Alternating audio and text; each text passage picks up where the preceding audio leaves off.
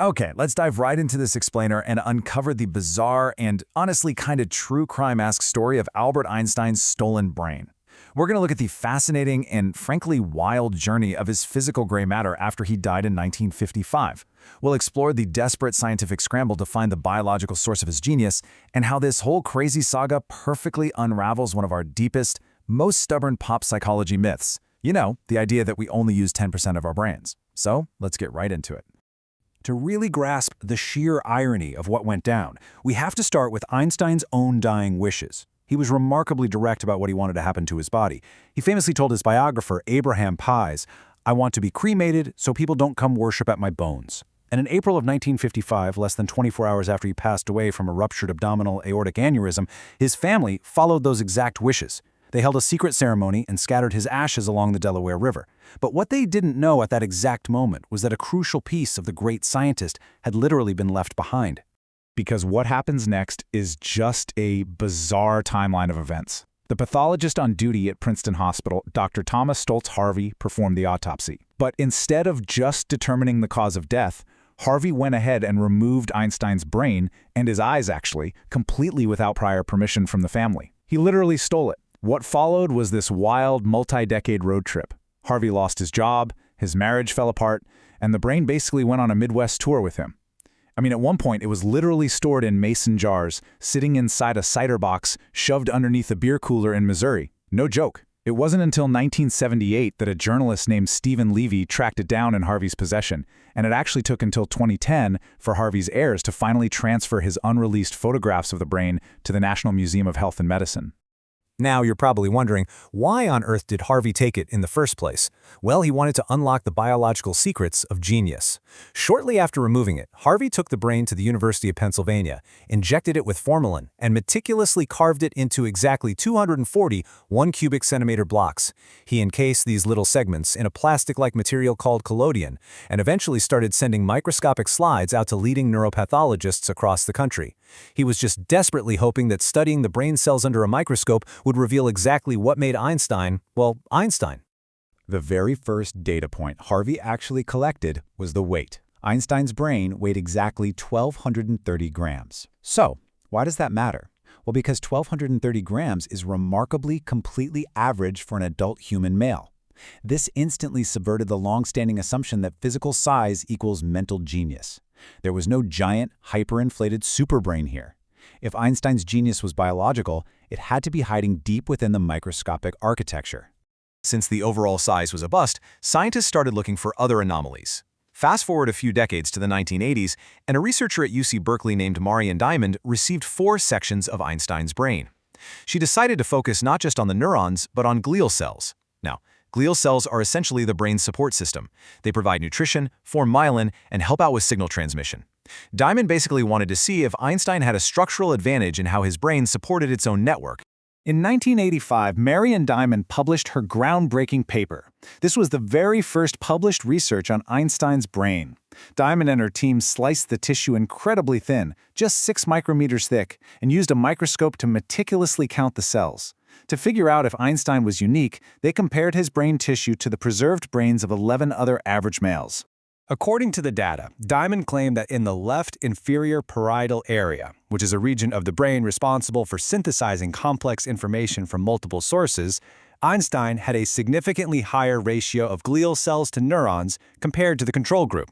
The implication here was thrilling. It suggested that perhaps Einstein's incredibly stimulating environment, a lifetime of studying complex scientific problems, literally created a physically superior, more highly supported brain network. And Diamond wasn't the only one finding supposed abnormalities. In 1999, researchers at McMaster University, led by Sandra Whittleson, looked at Harvey's old autopsy photographs. They noted that a portion of the lateral sulcus, also known as the Sylvian fissure, which is basically a typical groove you'd find in a normal brain, was actually missing or truncated in Einstein's brain. They theorized that this missing groove allowed the neurons in his highly developed parietal lobes to communicate faster, giving him the neurological underpinnings for his incredible visuospatial and mathematical skills. Okay, so for a while there, it really seemed like science had found the physical blueprint for genius. But modern analysts like psychologist Terence Hines have since taken a pretty harsh look at these studies, and the reality is a lot less glamorous. Hines revealed that these studies were totally plagued by confirmation bias. The researchers knew they were looking at Einstein's brain, so they were desperately searching for anything special and basically blew tiny abnormalities way out of proportion. It's a classic case of the multiple comparisons problem. Plus, they totally ignored massive variables. For instance, the control group brains used in Diamond's study, they belong to much younger men, which easily explains the difference in glial cells. The hard scientific truth is that Einstein's brain was utterly, remarkably normal. Which brings us to a massive cultural pivot in this explainer. If science proved that a certified genius like Einstein had an utterly normal brain, it kind of leaves the rest of us wondering, well, what's our excuse? And this directly fuels an incredibly pervasive myth. We've all heard it, right? The idea that average humans only use 10% of our brains, and that we're all simply hiding our own inner Einstein in a vast, unused 90% of our gray matter. I mean, it's a comforting thought, right? That you have this reserve tank of genius just waiting to be unlocked. But the origin of this 10% myth is a literal masterclass in misinformation. It likely started way back in the 1890s with Harvard psychologist William James, who theorized about humans having untapped reserve energy. That completely plausible idea got warped by the early self-help movement. By 1929, the World Almanac explicitly stated we only use 10% of our brain power. Then, in 1936, broadcaster Lowell Thomas fully cemented it as a fake statistic in his foreword to Dale Carnegie's wildly popular book, How to Win Friends and Influence People. Suddenly, a simple misinterpretation became a universally accepted fact. But science tells a completely different story. Neuroscientist Barry Beierstein totally dismantled this 10% myth with 6 irrefutable points. First off, clinical observation shows that even the slightest brain damage severely impairs function. There are simply no empty areas you can safely damage. Second, technologies like fMRI and PET scans show that all parts of our brains are active, even when we're asleep. Third, researchers mapping the brain have found localized functions for absolutely everything. There are no functionless areas. Add to that microstructural analysis monitoring single cells, which shows no dormant masses. And finally, through a process called synaptic pruning, brain cells that aren't used naturally degenerate. So if 90% of your brain was actually inactive, an autopsy would show massive obvious degeneration. And perhaps the most logical argument against the 10% myth is just the sheer evolutionary cost of our brains. Think about this. The human brain makes up only about 2% of our total body weight, yet it consumes a massive 20% of our body's energy and oxygen. If 90% of that organ was just functionless dead weight, natural selection would have eliminated it ages ago. The historical risk of death in childbirth due to our large skull sizes simply wouldn't be evolutionarily justifiable if we didn't urgently need every single ounce of that brain tissue to survive.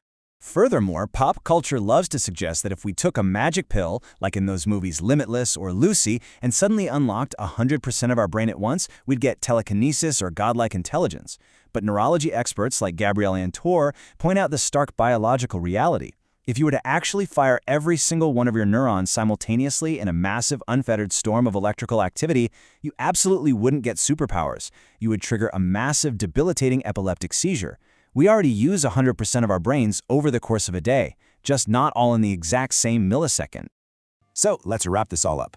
The wild theft and subsequent scientific letdown of Thomas Harvey's heist proved one major thing. Albert Einstein's brain was physically completely average.